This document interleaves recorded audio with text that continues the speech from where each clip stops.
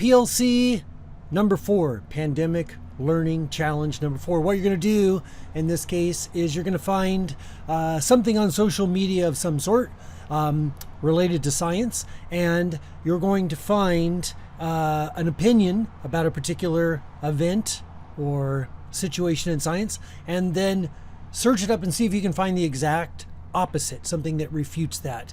And you're going to take a picture of those, put them side by side, and then you're going to try to figure out which one is correct, which one's fake or fake news, if you will, and try to figure out why. Now, just to give you an example, recently, some of my Facebook friends that are not in the belief that COVID-19 is that big of a deal posted an article that they saw suggesting that your odds of dying from it were 1 in 19 million, which seems very, very low, of course. And so quickly I went on and looked for other sources that suggested otherwise, and from the NSC, the National Safety Council, I found that their estimates, which they estimate all kinds of the risks of various things, that there's not enough data because it's constantly changing, that you can't predict that in this particular case. So I went in, dug a little bit deeper, and I found out that the citation was based on a paper in this particular case that is a preprint, which means it's being submitted for publication, so it is not peer-reviewed yet.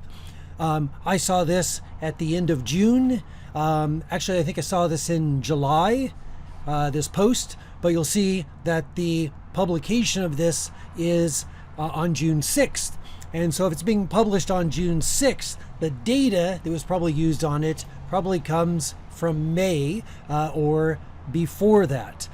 So cases like where we try to figure out what are the odds of potential things happening as schools open up and that sort of thing, it becomes very difficult because it's a moving target. And what happened back in April and May and June, that data may not accurately reflect the risks that we're under now, because things can change. So one of the things you can do with any kind of news outlet is you can look and see where that news outlet falls on the spectrum of things. There are very, very liberal news sources, and there's very conservative news sources. And one of the things I always tell my friends, if they're upset about what they see on the news and they want to see something different, they should look just at a different spot, because you can find pretty much whatever will best suit what you're looking for. But the real question is it correct or not? How can you fact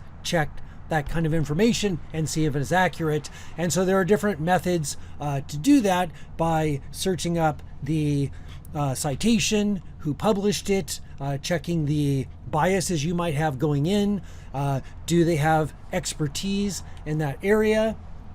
There are different sources that are well known for fact checking. In science, I rely very heavily on what we call the primary scientific literature. So that you can look up now online these days, and you can go directly to the actual publications, which are usually very, very critically reviewed and tend to be fairly accurate.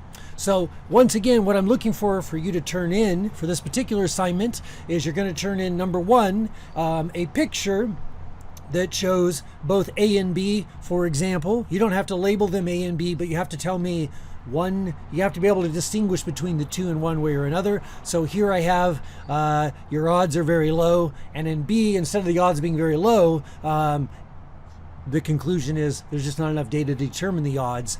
And so that's number 1, is the picture of the two side by side.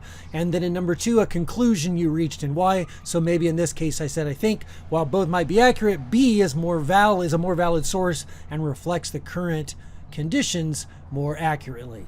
Something like that. And it can be on any particular science topic that you want. Hope that gets you started, and I will talk with you soon.